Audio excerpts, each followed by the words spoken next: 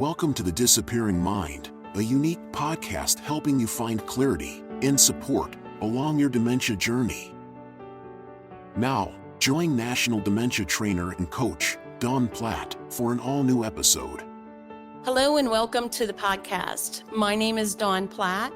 Today, we are going to have a discussion that really has brought me back to several conversations that I've had with families and friends in coaching sessions where I have had very personal conversations with people and conversations that sometimes I have with myself. And today I'm going to read something to you that I actually wrote to someone, and I'm going to share some thoughts with you because I feel like the reason perhaps that I'm always talking about coping or emotions is that's really the biggest part and a huge part of certainly family caregiving, not so much professional caregiving, but being balanced emotionally and giving yourself a break is something that I always talk about. Finding time in your own life to do things that bring you pleasure, that are rewarding to you are really important. So let's get started in today's topic, balancing life and caregiving for a parent with dementia. Again, I want to just say to you that there are a number of times I've had this exact conversation. And so today I want to make it your and my conversation as I go through what I have written to really a personal friend. I think that your approach to care and coping ability is going to depend on the history and relationship that you have had with your parent growing up.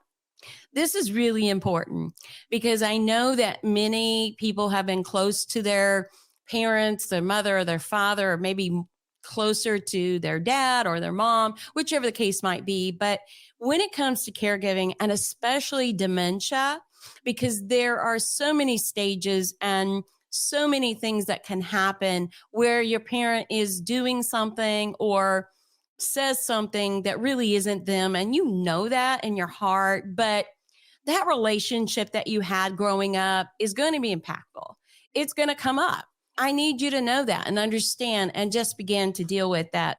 What was your upbringing like? Because how you were brought up, the birth order in your family, even the number of siblings that you have really make a difference. And the additional tip is, what was the culture of your family?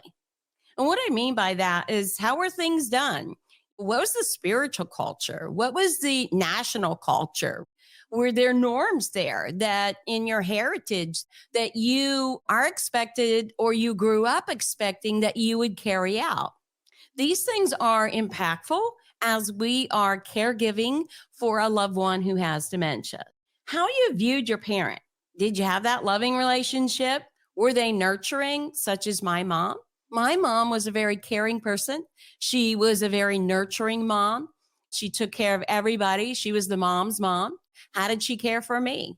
You may be in that same boat. You may have those feelings that mom took care of me, so I need to take care of mom. Were they your hero? How do you feel about them? Did you look up to them? Once you're placed in the caregiver or even decision maker role, all these earlier factors are going to be impactful in this caregiving relationship with your parents.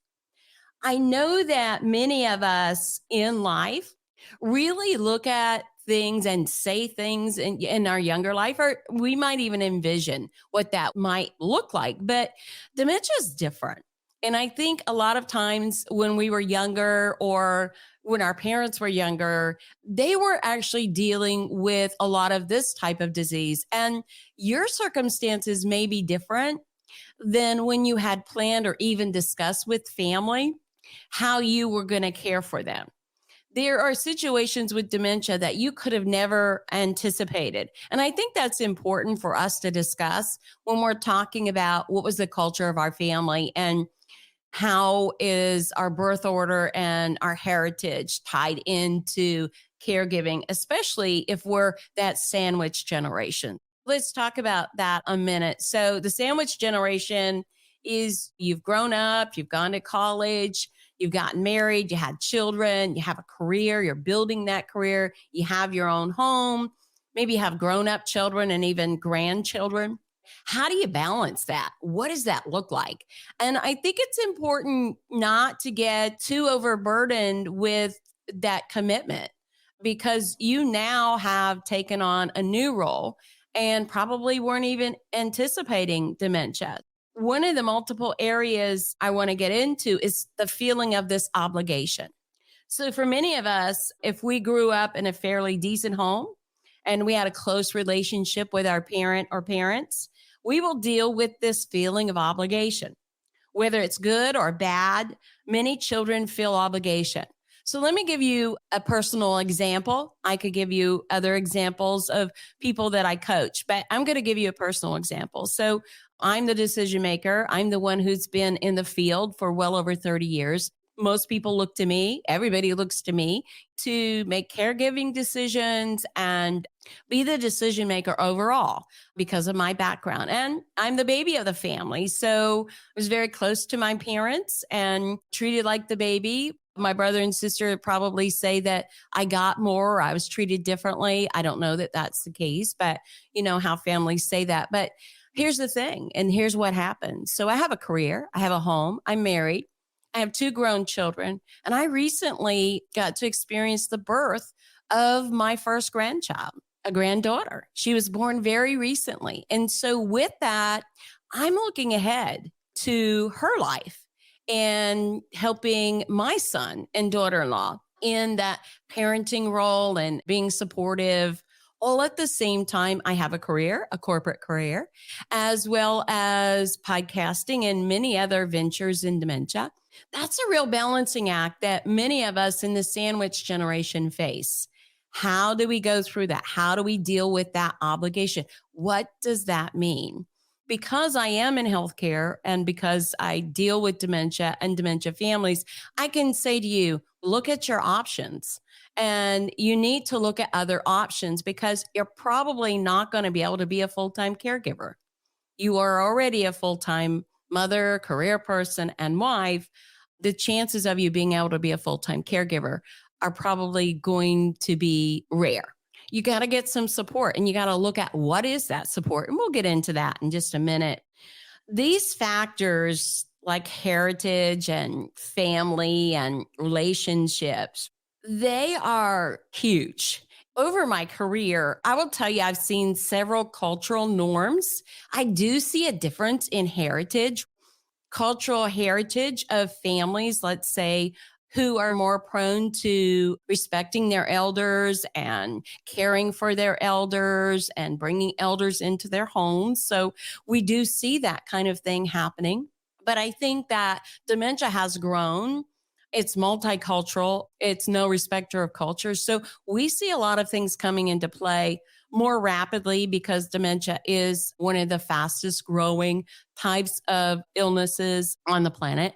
And so we see a lot of new factors that our parents and grandparents did not face that we're seeing now, probably earlier, that we're dealing with instead of heart disease or other types of diseases. Dementia often has that behavioral side to it, or definitely the confusion or inabilities and that sort of thing. They can really vary. So that's something to take into account. But if you were that person that grew up where maybe your parents took care of their parents in their home, usually and generally someone in that home didn't work.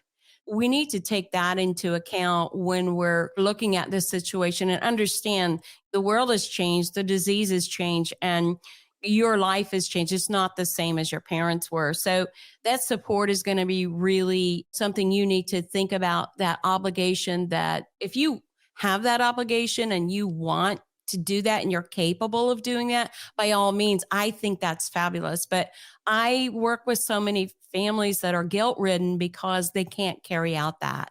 I have seen people get sick. I have seen challenges in marriage. I've seen challenges with raising children and caregiving. That whole balance can really be an emotional roller coaster. So the decisions that we make are really very important. Chances are, if you were raised in that nurturing and caring environment, you are going to have a tendency to want to be that way. And that was my case. I want to be nurturing and I want to be caring because I was raised in that kind of environment. But not everyone can be a caregiver, not only because they have a career or a family, or other obligations, but because not everyone is capable of caregiving. I mean, we see that in families. That's something that you need to take into account with your family. Caregiving for our parents is a tough proposition because I'm addressing the sandwich generation here, the generation that I personally am in. I think it's important that we continue to talk about what are our options and what do we do with those feelings of obligation, because they certainly are going to produce other feelings. Okay, they're going to produce feelings of anxiety when we can't balance life and career and caregiving. They can bring guilt, feelings of guilt. I should be able to do this for your mom or dad. And I think that that's not realistic for everyone. And again, if that is, I applaud you. But not everyone is in that situation. We often have two career households where both the husband and wife work and a lot of other things in life that keep us busy, and we're not able to accomplish some of those things that we would have loved to. So how do we balance our lives, marriage, children, careers, and caregiving? Let me start by saying that you're going to make mistakes. You're going to make mistakes. I've made mistakes. You really have to look at your individual situation here and give yourself some grace. I'm always saying that, but give yourself some grace. You're going to make those mistakes. You can go back and correct things. There is no real manual on the right decision for every family and every life. You need to gather the information, educate yourself as much as possible. But at the end of the day, you're going to have to make your own decisions and what's best for your loved one and your family and personal life. Not everyone has the right answers for you. Your doctor may not have the right answers. Your doctor may not even be able to tell you exactly what type of dementia that your parent has, or maybe your parent is having a behavior and the medication they're giving you doesn't work, or they're offering a medication that's going to maintain their cognition longer, but you're really not seeing it. So your doctor doesn't always have the answer, and especially about personal caregiving and what's going on in your family and your life. Your support group and even your friends and family may not always have the answer for you. And I think that one of the things that I can't stress enough is to begin to talk about it. Talk about it with other family members. Talk about it with friends. A lot of times, even listen to podcasts like this one. You will find some solutions and answers just by listening to what other people are saying for your very own life and situation. And I think that that's important. I listen to podcasts. I listen and read and research because sometimes that just stimulates me to become creative in my own situations. So I recommend that to you. So here's the bottom line. Only you know your situation, your needs, and your own expectations. So I've talked about that before, your expectations. I think sometimes, depending on our upbringing and who we are as a person, we set some high expectations, and expectations need to be flexible in different areas of our life, and caregiving is one of them. If you expect to always do well and you expect to always make the right decisions and you expect that your parent is going to overcome something or get better and it doesn't happen, you're letting yourself down. And I think that lowering your expectations and living day by day is really some great advice that I can give and take for myself. This is a day-to-day situation. And if you make the wrong decision, turn around and make the right decision. It's really important that you know and you hear that. You are important. Your life is important. And you've never been down this road before. So give yourself a break. Take a few minutes to sit down and write those things down. So let's just pause for a minute here and say your expectations. Are they realistic? I want you to take a few minutes just right now and sit down and write your expectations down and read them. Read them out loud. Share them with your spouse or friend. Are they something that you could possibly accomplish? What are those expectations? Are they realistic? Let's talk about three things that I want you to consider in your expectations. Is your situation, current and future, is it something that you need to change expectations? Let me reword that. What are your expectations for your situation now? What were they? And what about the future? Because let's face it, this is a progressive disorder. It has many phases to it. And you need to change expectation as the situation changes. The question here is your expectation meeting your current situation? If it's not, then you need to make some changes to make it work in your life. Number two, are your expectations, are they personal or family?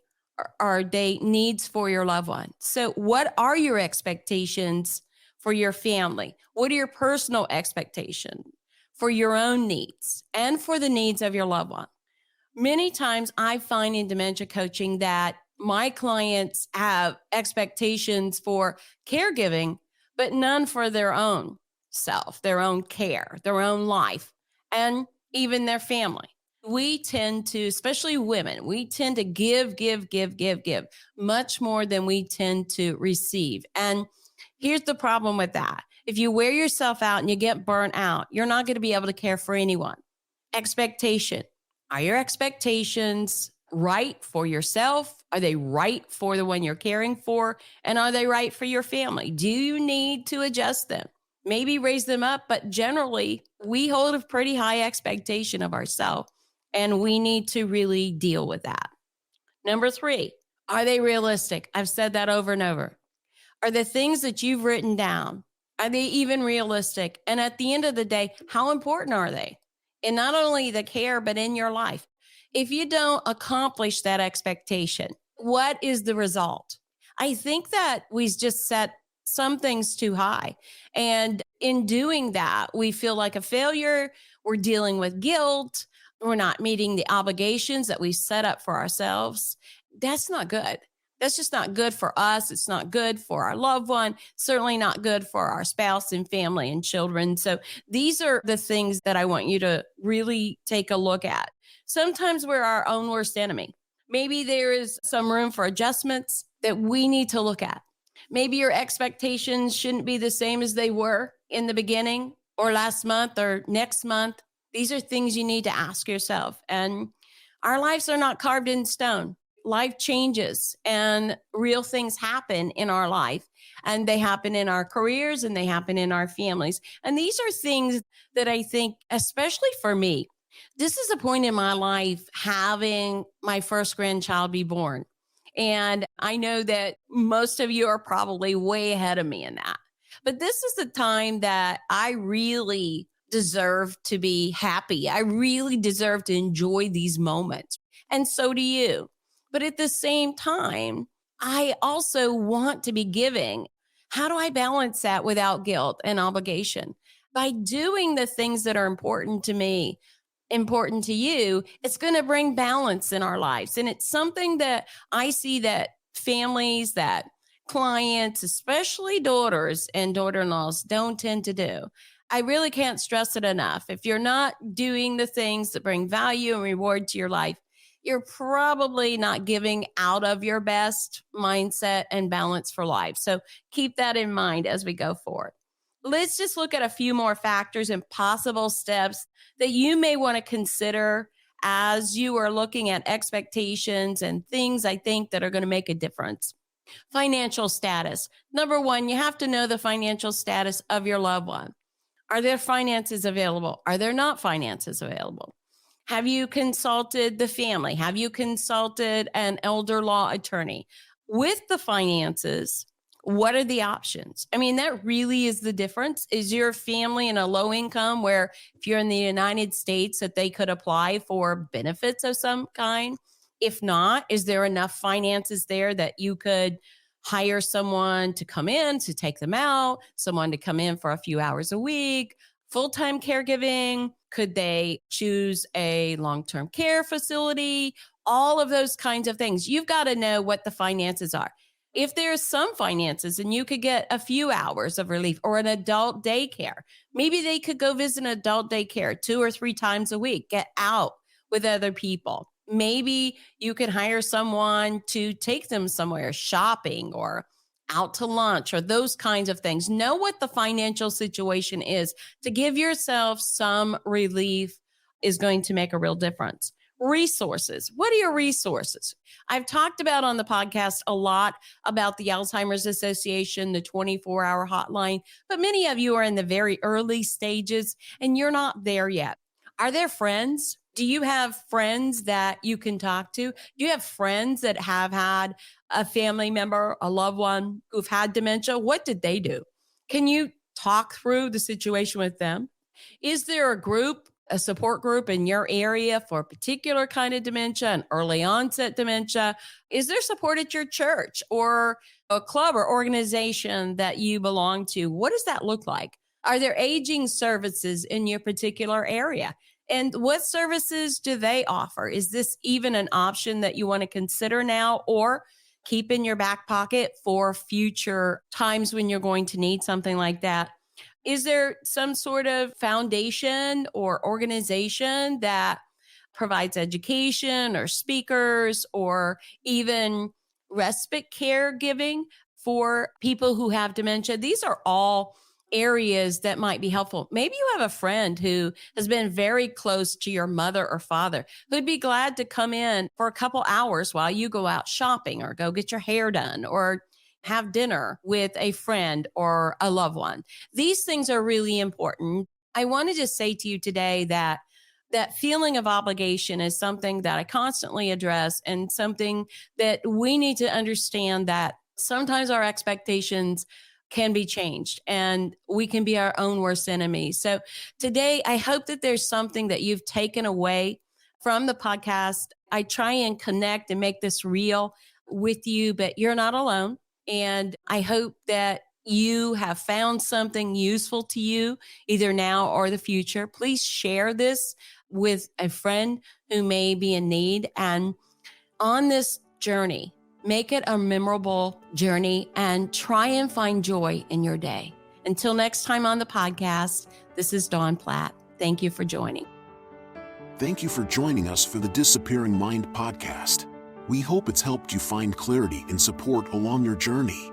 Be sure to subscribe to never miss an episode, visit our website to suggest future topics, and share the podcast with friends and family.